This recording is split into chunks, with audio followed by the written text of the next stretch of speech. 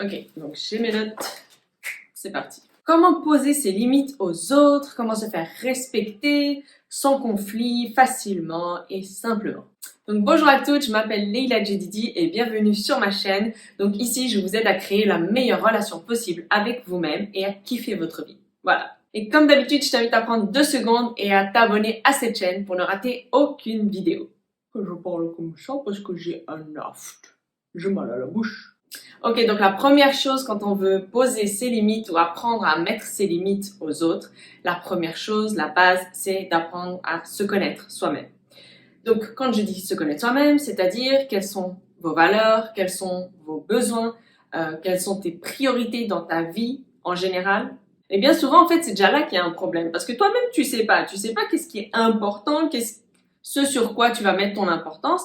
Et du coup, comme t'as pas mis de priorité réelle dans ta vie, bah, n'importe qui peut venir et te dire, prendre ton temps, prendre ton argent, prendre ton énergie, parce que toi, tu accordes pas d'importance en fait à ce que toi, ou t'as pas mis en fait l'ordre d'importance n'a pas été établi déjà à la base. Donc première chose, il faut que tu te demandes déjà toi-même dans ta semaine par exemple, quelles sont les priorités, les choses qui sont super importantes pour toi dans ta vie pour avancer, mais aussi dans tes besoins, c'est-à-dire ce dont tu as besoin pour être heureuse, pour bien fonctionner, pour être en pleine forme, les choses qui t'épanouissent. Quelles sont tes valeurs? Est-ce que, par exemple, la famille, si tu es une maman, c'est très très important, donc ta priorité c'est tes enfants. Donc de vraiment bien établir au début tes besoins à toi fondamentaux, profonds.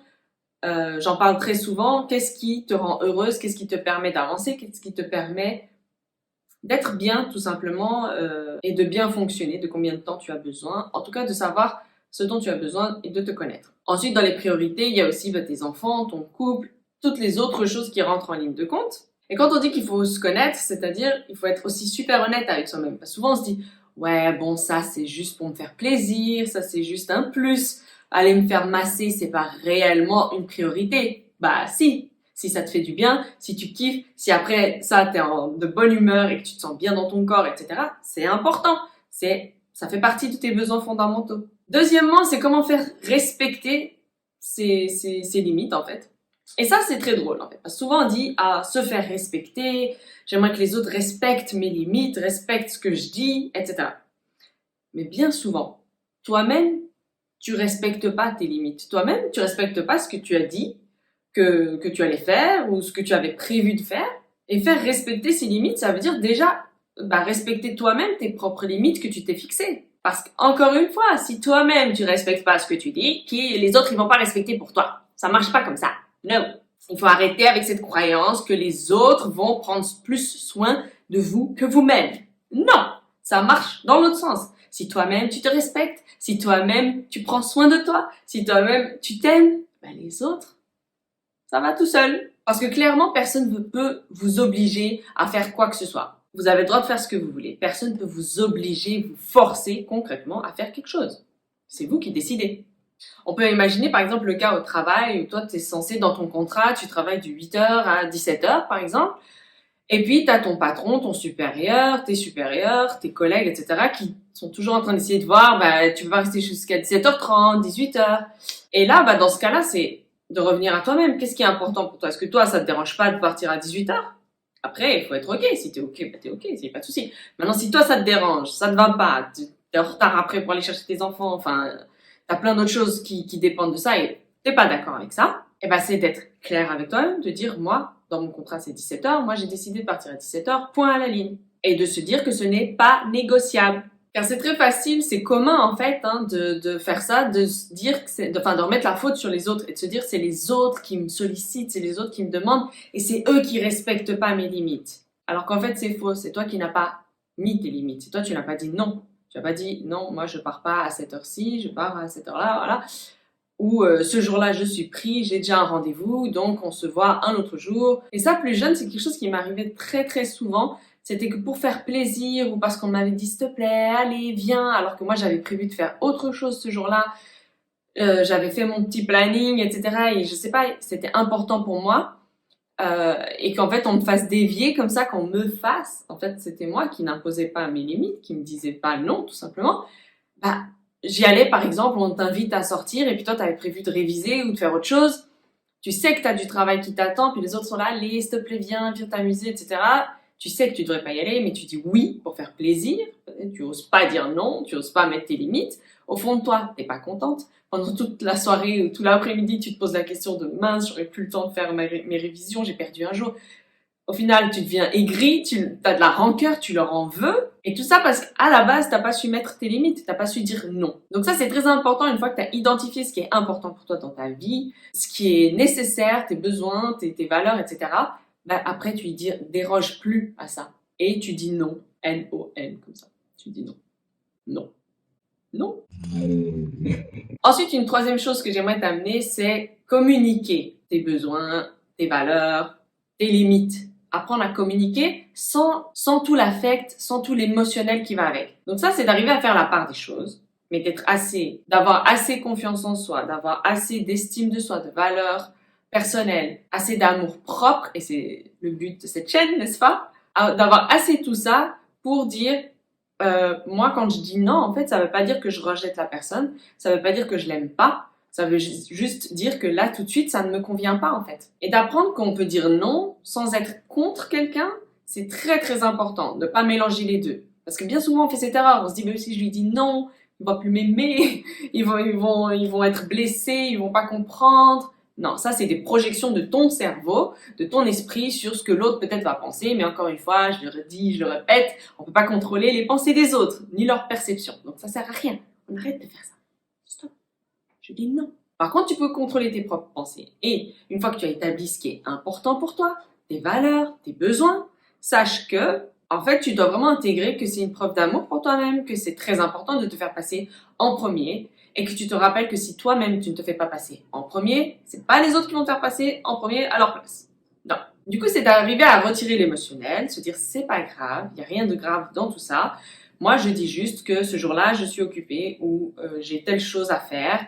Et même parfois, ça peut être plus challengeant dans le sens que quelqu'un vous a dit quelque chose qui vous a blessé, et c'est d'apprendre à le verbaliser en disant « Ok, dans mes valeurs, moi j'ai ressenti que ça c'était un manque de respect, ou que c'était une moquerie, ou que c'était quelque chose qui n'était pas cohérent avec la relation que j'aimerais qu'on ait ensemble. » C'est de savoir aussi que je veux avoir des relations qui sont basées sur l'amour, sur le respect, sur l'écoute. Donc si je ressens que quelqu'un de l'autre côté est pas comme ça, d'apprendre à lâcher tout l'affectif et de se dire je dis juste un fait. Je dis, écoute, quand tu as dit ça, ça m'a blessé. Quand tu as fait comme ça, j'ai eu l'impression que tu t'es moqué de moi. Et du coup, c'est pas dans mes valeurs parce que c'est pas ce que je veux.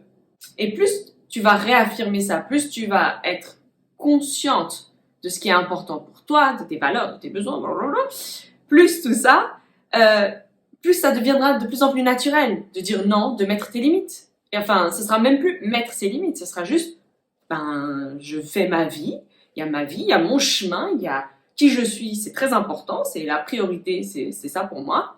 Et après, les autres choses doivent venir s'emboîter et on va faire en sorte qu'elles s'emboîtent. Mais ma priorité, je la donne à moi-même en premier. Et c'est vraiment un travail là-dessus. C'est ce qu'on fait dans le programme Divergente Expérience. C'est basé là-dessus. Et ça te permet qu'à la fin des 3 mois, tu peux t'aimer, tu kiffes ta vie et tu sais mettre tes limites facilement. Maintenant, il y a quand même une 4e étape que j'aimerais partager avec toi, c'est de faire le tri dans tes relations. Ça, c'est en fait la conclusion de tout ce dont je viens de te parler. C'est, il y aura quand même dans ta vie des personnes qui te veulent pas du bien, qui sont toxiques pour toi, qui au final cherchent à profiter de cette personne que tu étais, tu sais, qui dit toujours oui, la bonne patte, la bonne copine, celle qui est toujours sympa, celle qui en fait toujours plus et qui demande rien en retour, n'est-ce pas? Donc oui, dans ta vie, tu auras des personnes comme ça. C'est un fait. Maintenant, plus toi, tu vas mettre tes limites, plus toi, tu vas apprendre à te respecter, à respecter tes propres engagements envers toi-même, à te faire passer en premier, plus ces gens-là, petit à petit, tu vas voir, déjà, tu vas arriver à les identifier, et puis tu vas les éloigner petit à petit de ta vie, tu vas faire un tri.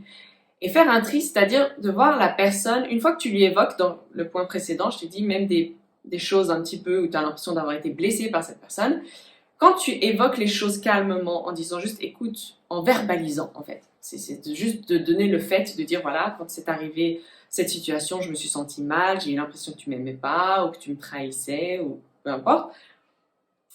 La réaction en fait de l'autre personne, c'est là que ça va être vraiment très parlant, c'est-à-dire est-ce que l'autre vous comprend et dit ah oui, je m'excuse, écoute, c'était juste un malentendu, ou Voilà.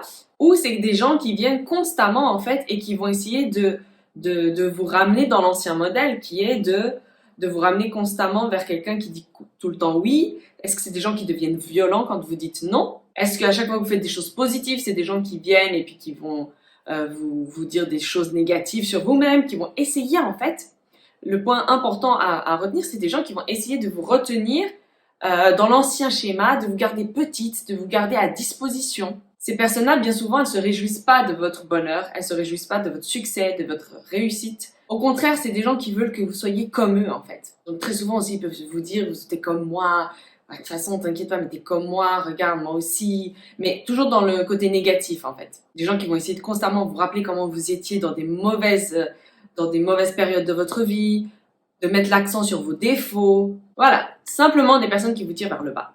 Donc là, mesdames, il faut faire un tri.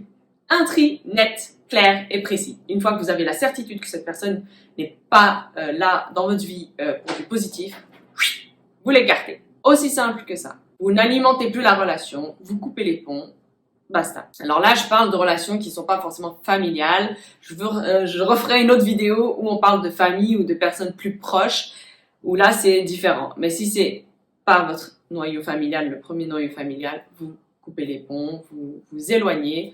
Ça peut être fait très simplement, sans conflit, sans quoi que ce soit. Et si la personne vous demande de vous justifier, vous pouvez expliquer clairement que vous ressentez que cette relation n'apporte plus, ne va pas dans la direction que vous souhaitez.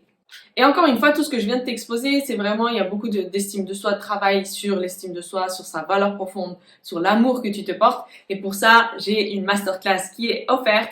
Tu as juste à cliquer dans la barre de description et tu auras le lien. Et je t'invite vraiment à assister à cette masterclass parce que j'apporte beaucoup plus de contenu, beaucoup plus, on va vraiment plus loin afin de t'aider à t'aimer toi-même, à réussir à sortir du schéma de je me déteste, j'ai une mauvaise perception de moi-même, etc. Et de kiffer ta vie, de t'aimer et de vraiment te respecter. Donc voilà, c'est tout pour aujourd'hui et d'ici la prochaine vidéo, je te dis prends bien soin de toi et à très vite. Ciao!